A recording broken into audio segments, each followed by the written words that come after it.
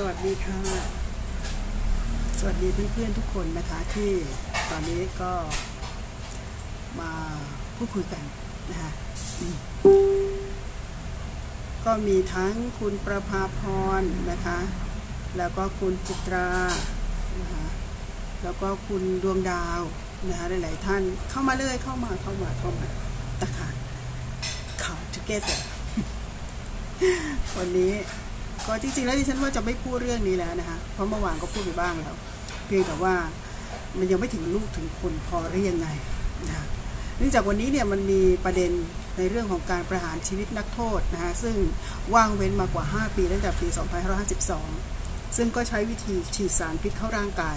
นะคะรวมทั้งหมดเนี่ย3 เข็มก็คือถือว่าปราณีมากยังไม่ได้สนับสนุนให้ใครไปฆ่าใครนะคะหรือแม้กระทั่งนักโทษจะเด็ดขาดหรือจะไม่เด็ดขาดอย่างไรเรื่องของการที่ว่าควรที่จะมีการประหารชีวิตคงโทษประหารชีวิตไว้หรือไม่นั้นเนี่ยมันคนละประเด็นกับทำไมถึงมีการประหารชีวิตคนนี้ นะซึ่งเป็นเรื่องของคดีแต่สิ่งหนึ่งที่ฉันแปลกใจก็คือเหตุใดเรื่องของการประหารชีวิตนักโทษเนี่ย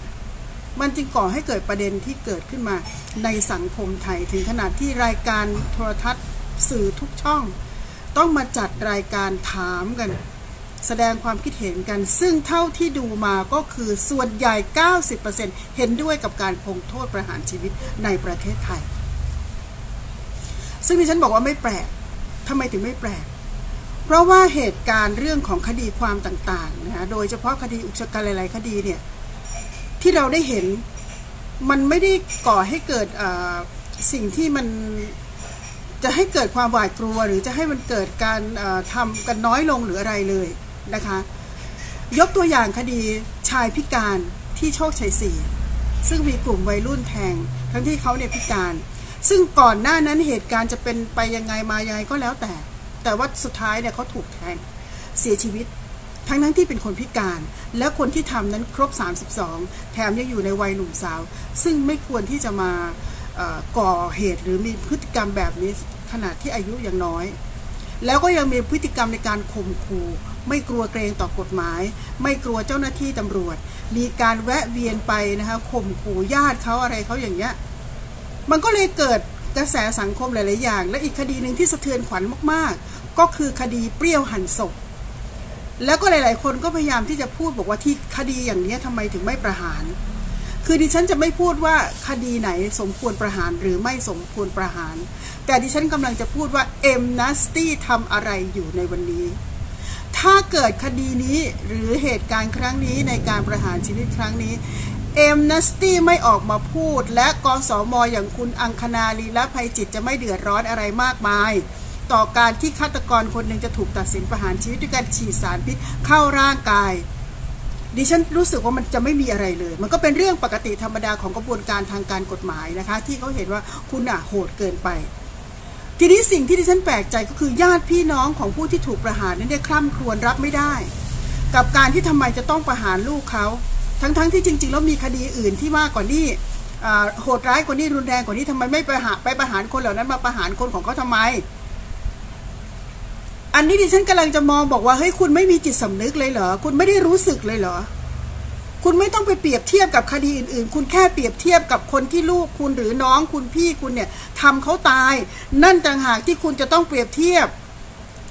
เพราะว่าคุณเนี่ยถูกตัดสินนะคะด้วยการฉีดสารพิษเข้าสู่ร่างกาย3 เข็มเข็มที่1คือให้หมดสติถือว่าปราณีมากนะคะแปลว่าไม่รู้เรื่องเลยคือตายไม่ได้เจ็บปวดทรมาน2ก็คือนะคะทำให้หัวใจเนี่ยนะคะไม่ทำงานแล้วก็2ก็คือทำให้หัวใจเนี่ยนะคะหยุดเต้นนะคะแล้วก็อีกอันนึงก็คือนะคะทำให้หัวใจนั้นหยุดเต้นก็คือเข็มที่1เนี่ยให้คุณหมดสติเพื่อไม่ได้รับรู้ว่าต่อไปเขาจะฉีดยาให้คุณหยุดหายใจหลังจากที่คุณหยุดหายใจแล้วเนี่ยคุณจะไม่รู้เรื่องอะไรแล้วนะคะเพราะว่าถือว่าการไม่หายใจก็ไม่มีชีวิตแล้วดังนั้นเข็มที่3ก็คือเพื่อให้หัวใจคุณหยุดเต้นอย่างแน่นอนคือตายแน่นอนกระบวนการก็จบลงตรงนี้ถือว่าเมตตานะคะดิฉันถือว่าเป็นการประหารชีวิตที่เมตตามากๆเพราะ มันไม่ได้เจ็บปวดทรมานอะไรเลยไม่ได้รู้สึกอะไรเลยถ้าเปรียบเทียบกับคนที่ถูกแทง24แผลมันเปรียบกันไม่ได้เลยวันนี้คนที่ก่อเหตุได้รับผลกรรมของเขาไปแล้วคือถูกประหารชีวิตแต่ผู้ที่ยังอยู่ก็กลับยังมาดราม่าทำให้เกิดการเขาเรียกอะไรนะวิพากษ์วิจารณ์แล้วหลายๆคนก็เลยมองว่าเป็นเพราะพวกคุณเป็นอย่างนี้นี่เองคนในครอบครัวคุณถึงได้ก่อเหตุสะเทือนขวัญกันอย่างเนี้ยคือเข้าข้างปกป้องแล้วพยายามจะตีโพยตีพายว่าคนอื่นชั่วกับลูกฉันอีกนะทั้งฆ่าทั้งหั่นศพทั้งข่มขืนนู่นนี่นั่นทำไมไม่มีใครโดนทำไมลูกฉันจะต้องโดนประหารชีวิตทำไมลูกฉันจะต้องเป็นคนแรกอันนี้คือประเด็นที่ดิฉันพูดวันนี้นะคะมีหลายๆคนบอกว่าคุณป้อมทำไมคุณป้อมไม่ตั้งชื่อรายการก็ดิฉันก็บอกว่าดิฉันไม่ได้ทำรายการอันนี้เป็นการไลฟ์สดส่วนตัวก็เหมือนกับคนอื่นๆที่มีอะไรอยากจะพูดก็มาไลฟ์สดขอบคุณ Facebook นะฮะที่ได้ทำไลฟ์สดให้กับพวกเราแต่ถ้าอยากจะตั้งชื่อเลยนะดิฉันก็ไม่รู้เหมือนกันว่าตั้งชื่อว่าอะไรทีนี้เพื่อนๆที่ดูอยู่ในวันนี้นะคะ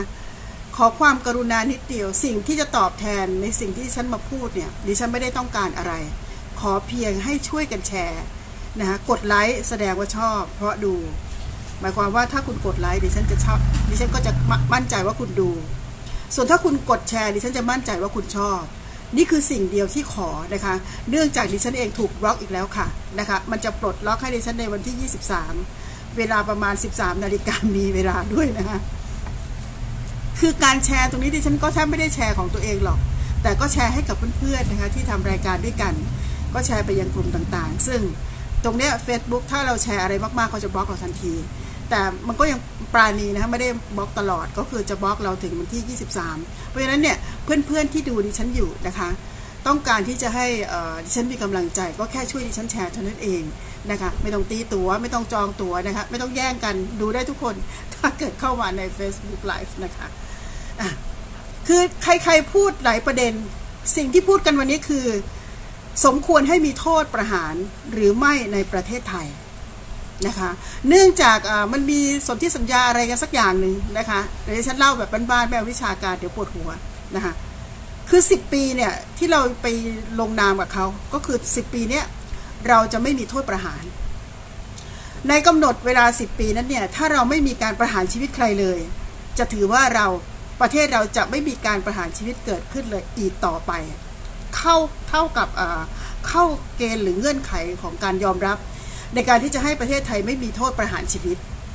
เพราะฉะนั้นหลายๆคนก็เลยมองว่าแล้วทำไมถึงว่างเว้นมาถึง9 ปีทั้งที่ก่อนหน้านี้เนี่ยมันมีคดีที่มีความรุนแรงสมควรจะประหารมากกว่านี้อีกซึ่งดิฉันเห็นด้วยนะคะคือการที่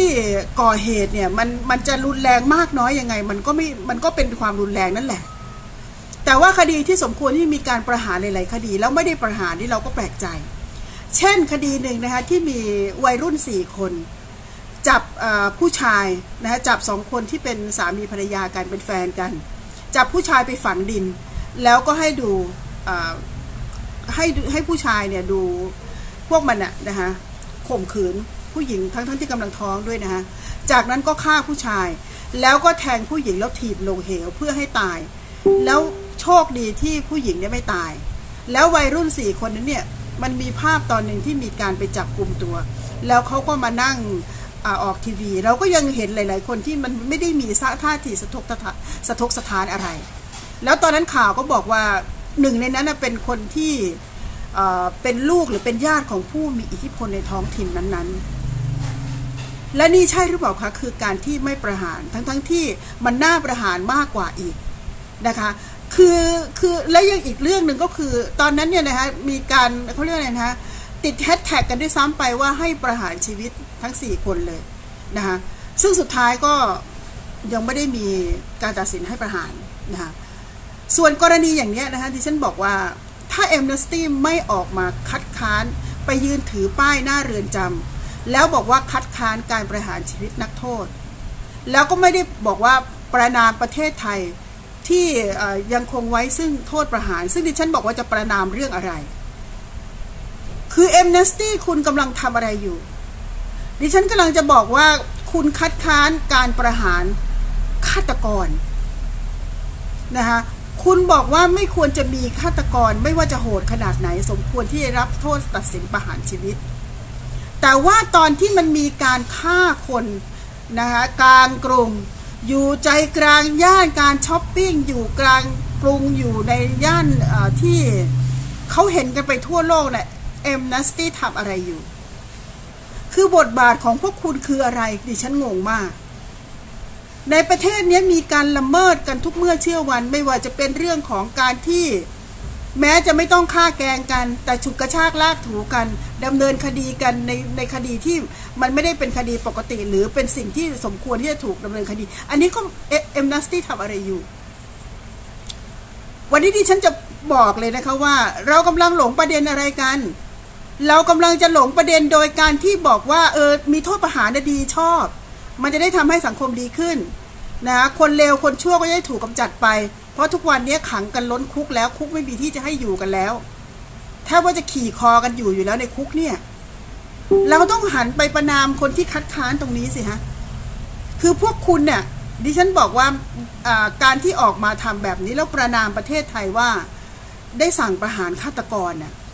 แต่ตอนที่มีการประหารประชาชนที่ไม่ได้มีความผิดอะไรเลยในตอนนั้นเนี่ยพวกคุณไม่เห็นออกมาคัดค้านหรือชูป้ายในการที่จะเรียกร้องให้กับประชาชนผู้บริสุทธิ์ซึ่งไม่ได้เป็นฆาตกรไม่ได้ฆ่าใครมาชุมนุมกันดีๆจะให้นายกของเขาคืนอำนาจให้เขาในตรงนั้นเนี่ยนะฮะคือดิฉันกำลังจะเปรียบเทียบว่าถ้าสมมุติว่าองค์กรหรือ NGO เหล่านี้ยังคงทำอะไรที่เหมือนเลือกข้างถ้าจะคิดให้ดีๆแล้วดิฉันบอกว่าพวกคุณก็เอาแต่พวกตัวเองใช่หรือไม่นะคะคณะกรรมการสิทธิ์ก็เช่นเดียวกันนะคะคุณจะตามเรื่องอะไรรู้ไหมฮะตามเรื่องชัยภูมิป่าแสซึ่งก็ถูกต้องดีแต่ว่ายังมีเรื่องของหลายๆคนที่ถูกละเมิดสิทธิอะไรต่ออะไรแต่ว่าคุณก็ไม่คิดที่จะทำจริงๆแล้วถ้างานเหล่านี้มันเป็นงานที่พวกคุณเป็นหน้าที่ของพวกคุณคุณจะมีงานทำทุกวันเพราะเกิดการละเมิดในประเทศนี้ไม่เว้นแต่ละวันกรณีที่เด็กถูกข่มขืนนะฮะเด็กอายุ8 ขวบถูกกรอกยาบ้าแล้วก็ไปเรียงคิวจนกระทั่งตายแล้วเอาศพไปทิ้งเนี่ยออกมาหรือยังเด็ก8 ขวบถูกกระทำแบบนี้พวกคุณออกมาหรือยังแล้วถ้าสมมุติว่าคดีนี้นะฮะมีการตัดสินประหารชีวิตเนี่ยจะยังยืนไปยืนคัดค้านกันอีกไหมเนื่องจากฆาตกรไม่ใช่พวกเดียวกันกับคุณอะไรแบบนี้ไปคิดให้ดีๆนะคะที่ฉันพูดว่าพวกเดียวกันกับคุณนั้นเนี่ยนะคะเพื่อนๆก็ไปดูกันเองก็แล้วกันว่าเป็นพวกไหนเป็นใครเป็นอะไรกันมายังไงกันนะคะส่วนญาติพี่น้องของคนที่ถูกประหารชีวิตลองนึกดูไหมคะว่าวันนี้คนในครอบครัวของคุณถูกตัดสินจากกระบวนการยุติธรรมเนื่องจากคนของคุณไปทำเขาตายด้วยการต้องการเพียงแค่มือถือเพียงเครื่องเดียวสามารถเอาชีวิตคนโดยแทงตั้ง20 กว่าแผลในวันนั้นเนี่ยญาติพี่น้องของคนที่ถูกลูกคุณพี่คุณน้องคุณทำเนี่ยเขามีความรู้สึกยังไงคิดออกไหมคะคือคุณน่ะทำผิดแล้วคุณถูกลงโทษประหารชีวิตด้วยความปราณีมากฉีดยาแค่3 เข็มให้หัวใจหยุดเต้นให้หัวใจไม่ทำงานนะคะแล้วก็ให้หมดความรู้สึกถือว่าปราณีมากในขณะที่คนที่ถูกแทง24 แผลกว่าจะตายไม่รู้ว่าจะทุกข์ทรมานขนาดไหนและในวันที่เขาตายในวันที่เขาเสียชีวิตจากการกระทำของลูกคุณพี่คุณน้องคุณผัวคุณญาติพี่น้องของคนที่ถูกแทง24 ชีวิตเขารู้สึกยังไงถ้าคุณไปคิดแค่นี้คุณจะไม่คร่ำครวญเลยตามหลักแล้วคุณควรยอมรับนะคะเพราะว่าคุณไม่ได้ประกอบคุณงามความดีอะไรแล้วอยู่ดีๆเนี่ยเขาไปสั่งประหารชีวิตก็คือคุณทำคือคุณทำผิดแต่ดิฉันก็เห็นด้วยในกรณีหลายๆกรณีเช่นมีคดีที่เกิดความรุนแรงมากกว่านี้อย่างที่ดิฉันยกตัวอย่างคดีที่ฆ่าคนพิการนะคะที่โชคชัย4หรือคดีที่4 วัยรุ่นนะคะที่ฆ่าแฟนเขาคือมีการขุดหลุมก่อนนะคะแล้วเอาไปฝังแล้วก็โผล่ขึ้นมาแล้วข่มขืนผู้หญิงให้เขาดูเสร็จแล้วก็ฆ่าเขาแล้วก็แทงผู้หญิงทั้งที่ท้องแล้วถีบลงเหวอันนี้ดิฉันถามว่ามีมนุษย์ที่ไหนเขาทำได้ฮะถ้ามันไม่ใช่สัตว์เดรัจฉานมันไม่สามารถจะทำแบบนี้ได้แน่นอนเพราะฉะนั้นค คนที่ทำหรือประพฤติแบบสัตว์เดรัจฉานยังต้องปราณีมันให้มันเนี่ยนะคะสามารถกลับออกมาก่อเหตุได้อีกหรือนะแล้วกรณีน้องแก้มนะคะที่ถูกข่มขืนบนรถไฟแล้วโยนร่างทั้งที่ยังไม่เสียชีวิตโดยทันทีทิ้งลงมาจากรถไฟแล้วประเด็นเนี้ยนะคะมีพวกสลิมออกมาดราม่าจนกระทั่งคุณประภัสจงสงวนต้องลาออกจากผู้ว่าการรถไฟอ่ะคือไม่ได้เป็นคนทำนะคะแต่ตอนนั้นเนี่ยเป็นผู้ว่าคือเป็นผู้ที่ดูแลตรงนี้นะคะก็มีกลุ่มพวกคือจริงๆแล้วคนที่ก่อเหตุเนี่ยเขาบอกว่าเป็นญาติของหนึ่งในแกนนำพันธมิตรหมายความว่ามีเส้นดังนั้นก็เลยเกิดกระแสนะคะแทนที่คือกลบเกลื่อนความผิดของคนของตัวเองโดยการมุ่งไปที่ผู้ที่ดูแลการรถไฟก็คือคุณประภัสจงสงวนในขณะนั้นมีการกดดันจนกระทั่งคุณประภัสเนี่ยนะคะคือไม่ได้กดดันนานหรอกแกมีจิตสำนึกไม่เหมือนคนบางคนให้ไล่ยังไงก็ไม่ไปหน้าหนาเป็นศอกนะคะคือถ้าหนาขนาดถึงศอกนึงดิฉันเชื่อว่าไม่ใช่หน้าคนแล้วล่ะนะคะเขาก็ลาออกไปทั้งที่จริงๆแล้วมันไม่ได้จำเป็นที่เขาจะต้องรับผิดชอบขนาดนั้น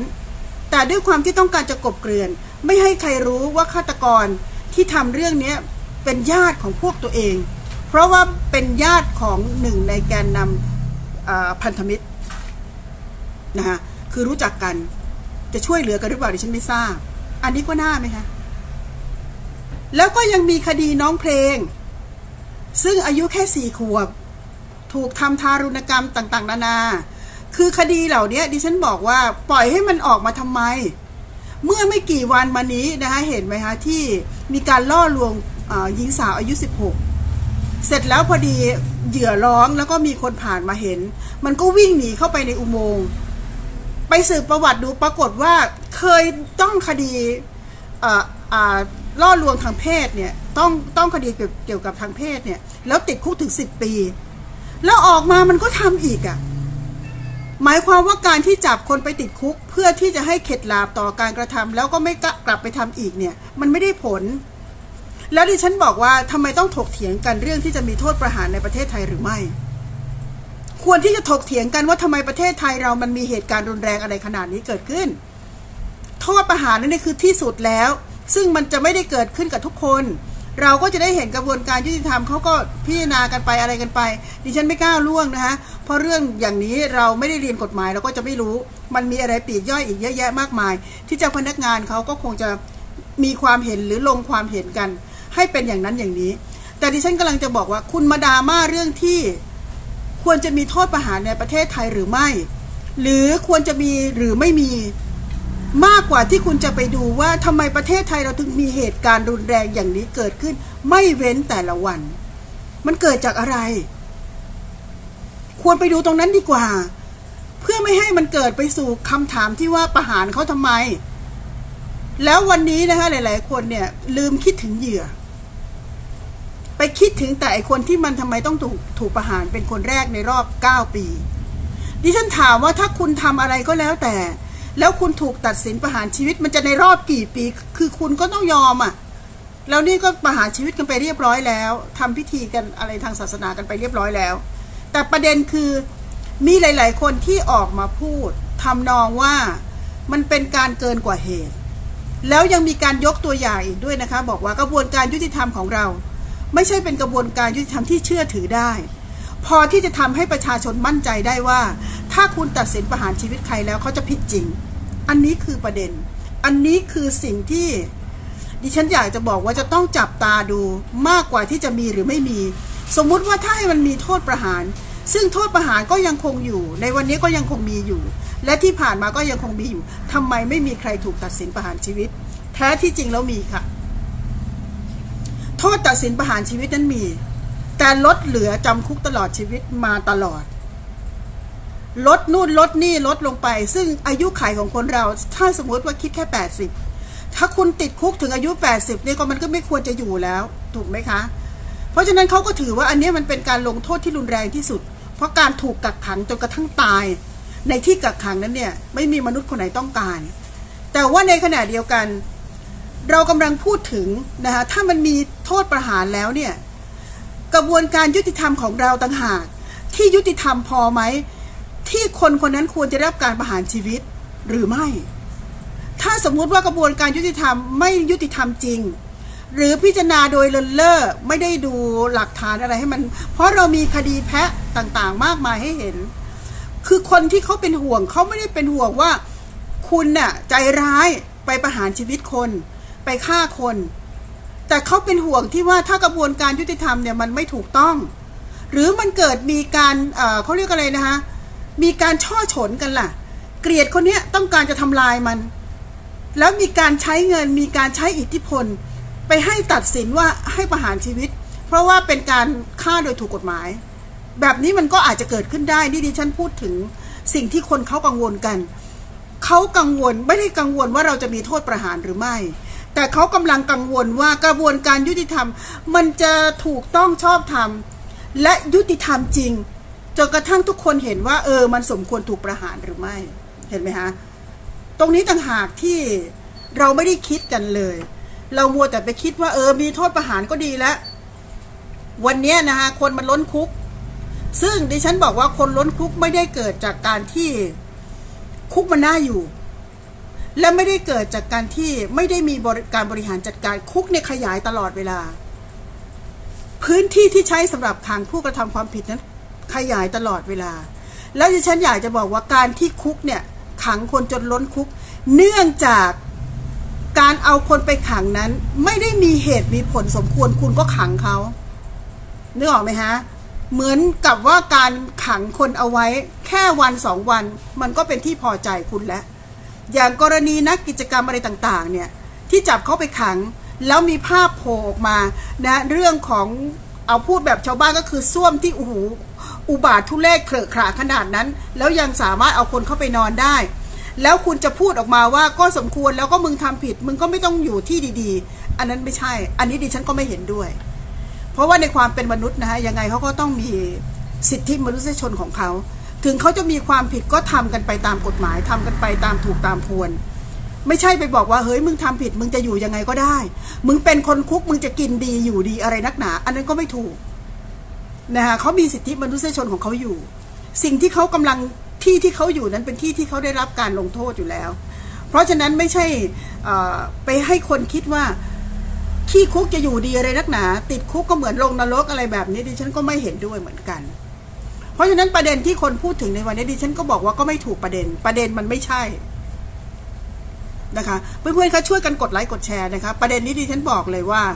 มันไปโดนใจใครหลายคนมากๆพอเวลาที่ดิฉันฟังใครพูดถึงเรื่องนี้แล้วก็ของจะขึ้นเนื่องจากบางคนเนี่ยพูดโดยเอาอคติส่วนตัวขึ้นมาคือไม่ได้มองเลยนะคะว่า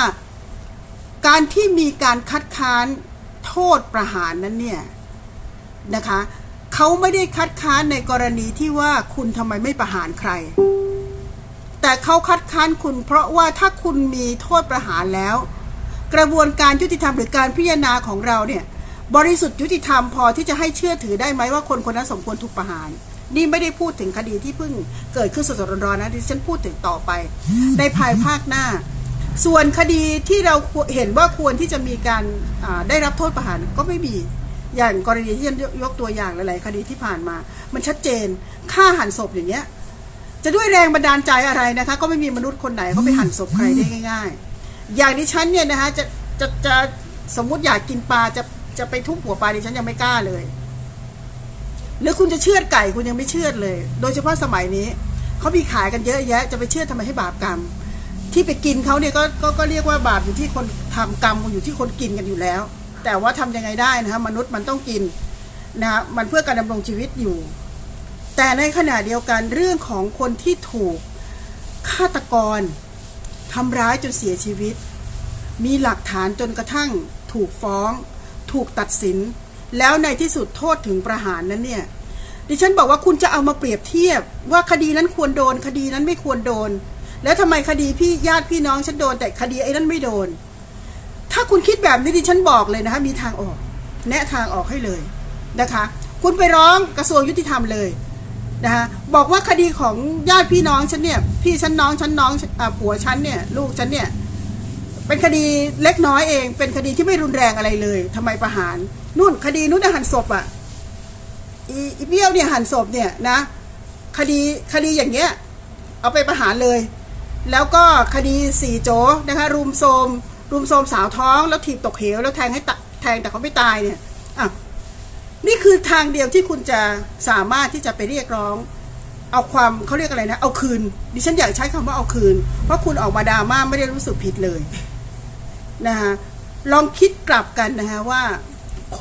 ญาติพี่น้องของคุณเนี่ย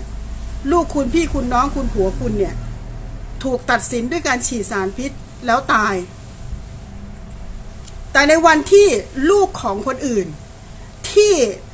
โดนคนของคุณแทง24แผลวันนั้นเนี่ยญาติพี่น้องเขาจะรู้สึกยังไงเขาควรตายนะคะ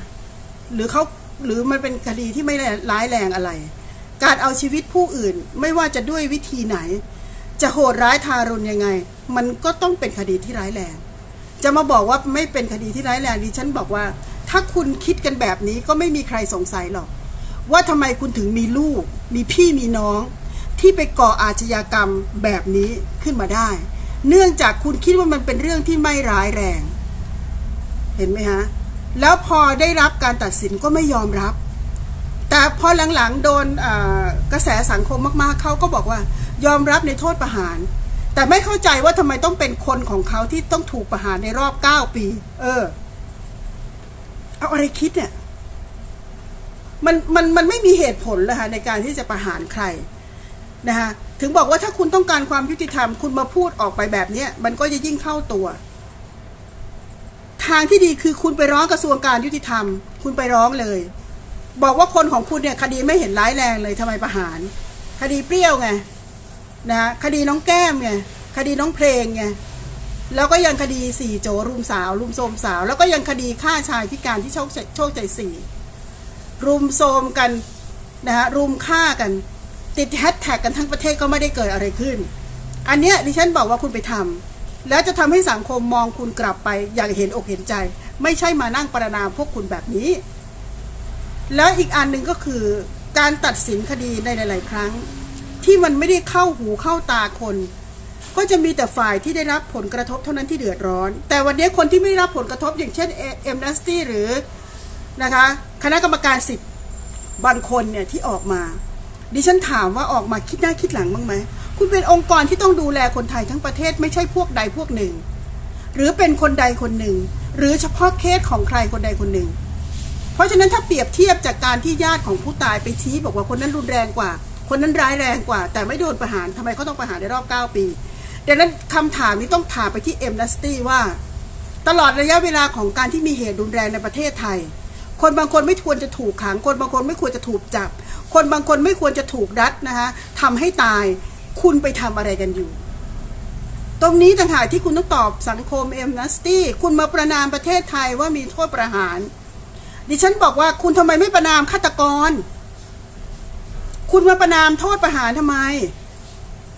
มันเป็นเรื่องของกระบวนการยุติธรรมที่เขาต้องให้ความเป็นธรรมกับคนที่เสียชีวิตส่วนคนที่ก่อเหตุเนี่ยมันจะก่อเหตุด้วยวิธีไหนมันก็ฆ่าก็ตายทั้งนั้นแหละนะคะAmnesty ประณามไทยหลังละเมิดพันธกิจลงโทษประหารชีวิตนักโทษในรอบ9ปีถ้าAmnestyเนี่ยนะคะมันประณามไอ้ฆาตกรนี่ดิฉันจะโมทนาสาธุค่ะต้องกราบงามๆเพราะที่ผ่านมาเนี่ยนะคะมีคนตายอยู่ในเมืองกรุงเนี่ยไม่กี่ปีที่ผ่านมาเนี่ย90กว่าศพไม่รู้นั่งทำอะไรกันอยู่เป็นใบ้กันไปหมดทั้งองค์กรเลยแล้วเนี่ยมาประณามไทยหลังละเมิดดิฉันเป็นคนไทยนะจริงๆแล้วส่วนใหญ่ถ้าเพื่อนๆเห็นดิฉันพูดเนี่ยดิฉันไม่เคยเข้าข้างประเทศตัวเองเลยบางทีก็ว่าด้วยซ้ำไปเพราะเราอยู่ในประเทศที่ไม่ปกติแต่วันนี้Amnestyประณามไทยดิฉันของขึ้นค่ะประณามเรื่องที่นะคะละเมิดพันธกิจลงโทษประหารชีวิตหลังในรอบ9ปีAmnesty คะคุณต้องประณามฆาตกรค่ะเนื่องจากไปจิ้มเขาเป็นแผลตั้ง24แผลแล้วเขาก็เกิดไม่หายใจนะคะแล้วAmnesty คะช่วยกรุณาไปประณามนะคะไอ้พวกโจรุมฆ่าชายพิการที่โชคชัย4ด้วยนะคะอันนั้นเขาติดแฮชแท็กกันทั้งประเทศแล้วAmnesty คะ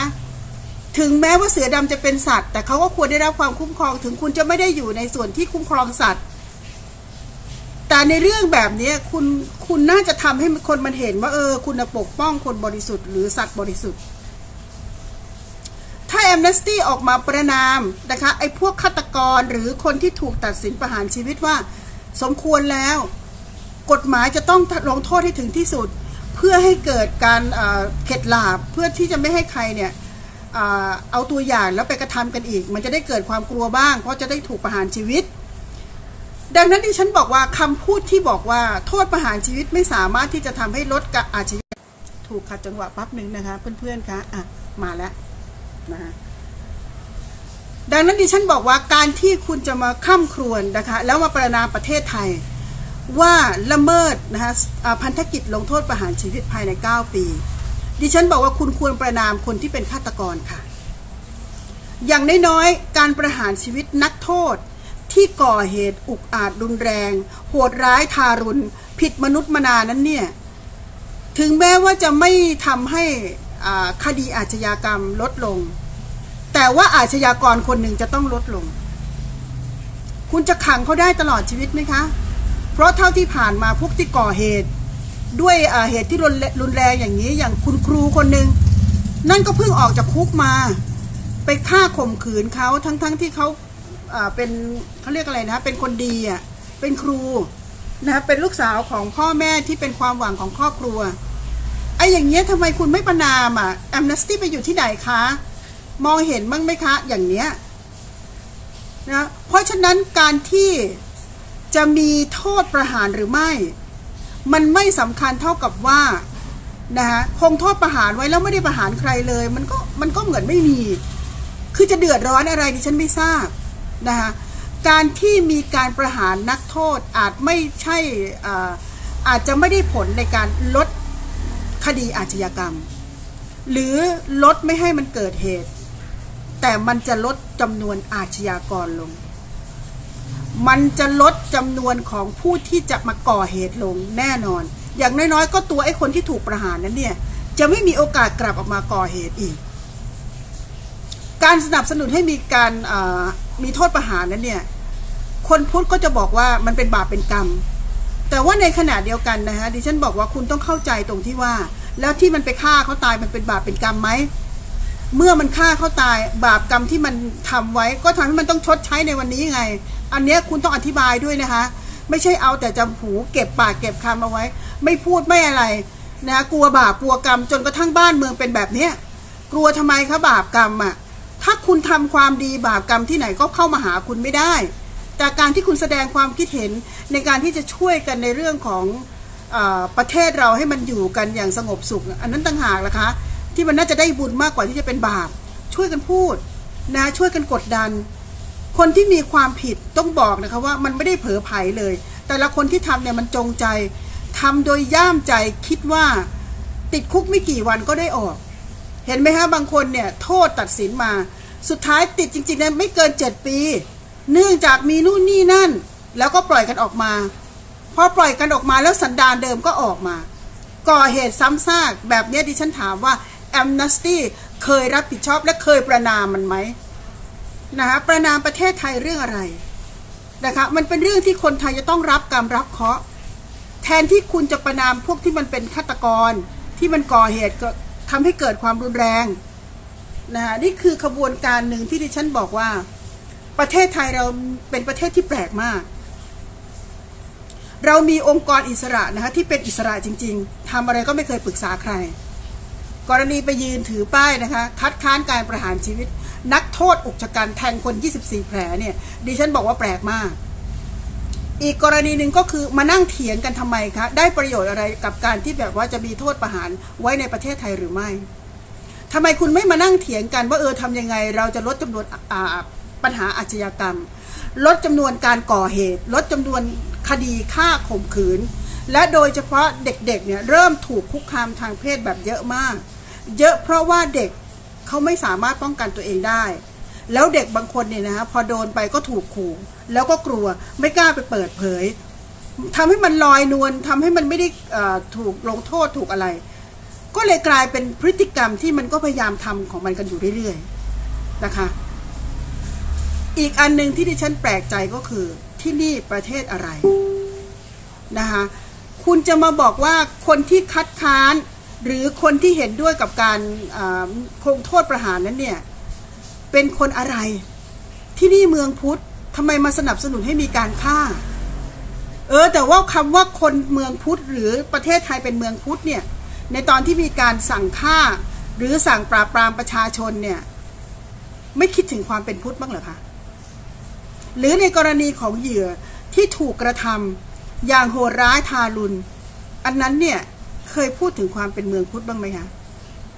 มันจะพุทธหรือไม่พุทธไม่ได้เกี่ยวกับคดีเพราะคนที่เป็นฆาตกรมันไม่มีธรรมะอยู่ในใจอยู่แล้วมันถึงได้ก่อเหตุอย่างนั้นได้แล้วคุณจะเอามาพูดหรือยกตัวอย่างเปรียบเทียบกันเพื่ออะไรแล้ววันนี้เถียงกันทำไมคะได้อะไรขึ้นมาช่วยกันสิฮะช่วยกันสอดส่องดูแลอย่าเอาหูไปนาเอาตาไปไร่เห็นไหมฮะเหตุการณ์ที่เกิดขึ้นอย่างรุนแรงเนี่ยแม้จะไม่ทำให้ถึงตายเช่นนะคะสามีเกิดหึงหวงภรรยาไลฟ์สดทำร้ายร่างกายภรรยาออกสื่ออันนี้เงียบไปแล้วไปถึงไหนแล้วฮะทำอะไรกันอยู่แล้วก็กรณีของเด็กที่ถูกละเมิดถูกพ่อแท้ๆถูกคนในครอบครัวข่มขืนแล้วเด็กเนี่ยนะคะก็มีเขาเรียกอะไรนะก็หมดอนาคตบางคนก็ท้องแอมเนสตี้ไปอยู่ไหนคะคนเหล่านี้ไม่ได้น่าสงสารเหรอแล้วเขาไม่ควรได้รับการปกป้องเหรอคณะกรรมการสิทธิ์ทำอะไรอยู่อย่ามัวแต่เอาคดีที่มันเกี่ยวกับการเมืองสิฮะมันถึงจะทำให้ถึงแม้มันจะทำให้คุณเนี่ยดูมีผลงานแต่ในขณะเดียวกันโลกก็จะประณามว่าคุณเนี่ยนะคะเอาแต่ดีใส่ตัวส่วนเรื่องของประชาชนตาดำๆนั้นคุณไม่ต้องดูการเป็นคณะกรรมการสิทธิมนุษยชนไม่ใช่เลือกเฉพาะมนุษยชนที่อยู่ในแวดวงการเมืองแต่คือคนทุกคนที่อยู่ในประเทศที่คุณประจำการอยู่คุณต้องดูแลเขาวันนี้นะคะแม้แต่ดิฉันอยากจะบอกว่าแม้แต่การละเมิดกันเล็กๆน้อยๆบนรถเมล์นะหรือแม้กระทั่งรถ2 แถวที่มีข่าวกันอยู่ทุกวันเนี่ยเรามองเป็นอะไรคะเรามองเป็นเรื่องความกดดันสภาพเศรษฐกิจปัญหานู่นนี่นั่นแต่เราลืมมองไปว่านั่นคืออาการทางจิตซึ่งคนเป็นเยอะแล้วคนที่มีอาการทางจิตเนี่ยมันไม่ได้บอกคุณนะคะมันไม่ได้แปะไว้ที่หน้าผากคนเป็นโรคจิตเนี่ยถ้าคุณไม่ได้สังเกตจริงๆคุณจะไม่รู้เลยแล้วมันเดินปะปนกับเราอยู่ทุกวันเนี่ยไม่รู้ใครเป็นใครโดยเฉพาะคนที่มีญาตินะที่เป็นคนที่มีอาการทางจิตเนี่ยคุณต้องควบคุมดูแลให้ดีเพราะถ้าคุณปล่อยออกมาเปะปะอยู่กับคนแล้วเกิดอาการหรืออะไรขึ้นมาเนี่ยมันจะก่อให้เกิดคือจะทำให้คนอื่นเนี่ยเขาต้องเดือดร้อนนะคะแล้วก็อีกอย่างหนึ่งดิฉันกำลังจะพูดถึงเรื่องการรักษาดิฉันทราบมาว่าเรื่องของคนที่เป็นโรคจิตเนี่ยหรือคนที่มีอาการทางจิตเนี่ยหรือโรคทางจิตเนี่ยไม่สามารถใช้30 บาทรักษาทุกโรคได้นะคะไม่ทราบว่าเปลี่ยนหรือยังคือคนที่มีอาการทางจิตหรือเป็นโรคจิตเนี่ยซึ่งมีเยอะมากในสังคมไทยดิฉันเชื่อว่าอีพวกที่ออกมานู่นนี่นั่นอะไรต่างๆเนี่ยนะคะมันก็เยอะแต่ว่าไม่ได้ก่อเหตุอะไรรุนแรงจนกระทั่งเป็นข่าวนะเหมือนอย่างเมื่อหลายปีที่ผ่านมานะที่มีคนที่อยู่ใน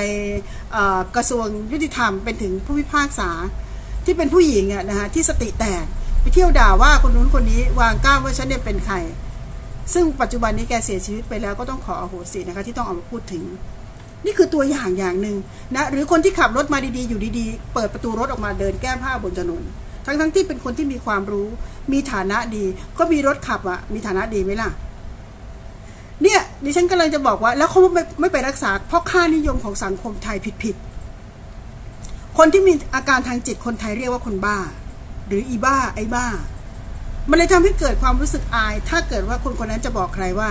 ฉันมีอาการทางจิตนะฉันต้องไปหาหมอหรือฉันต้องพบจิตแพทย์ก็คือจะถูกมองว่าอีนี่มันบ้าอีนี่เป็นโรคประสาท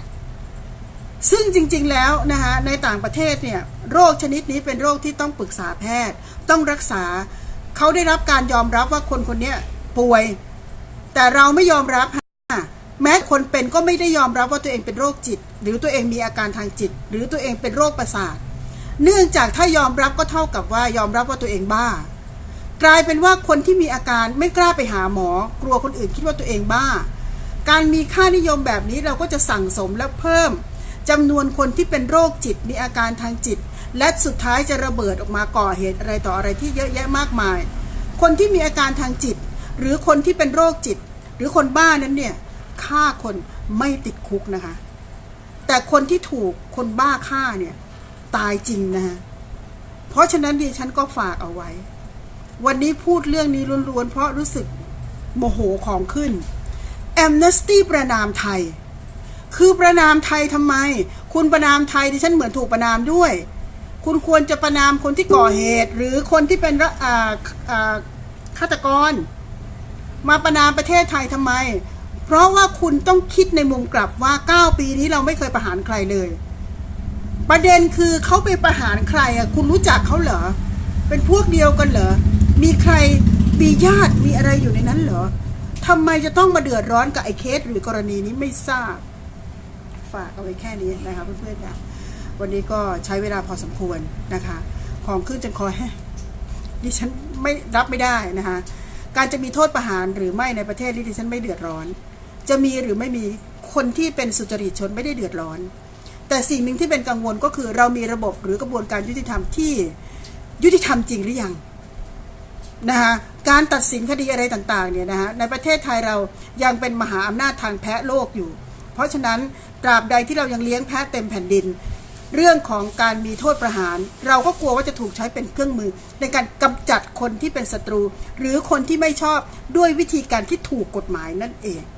ประเด็นนี้สำคัญนะคะและดิฉันก็อยากจะพูดถึงประเด็นนี้อีกสักครั้งหนึ่งนะคะเพื่อนๆคะอยากให้ติดตามนะใน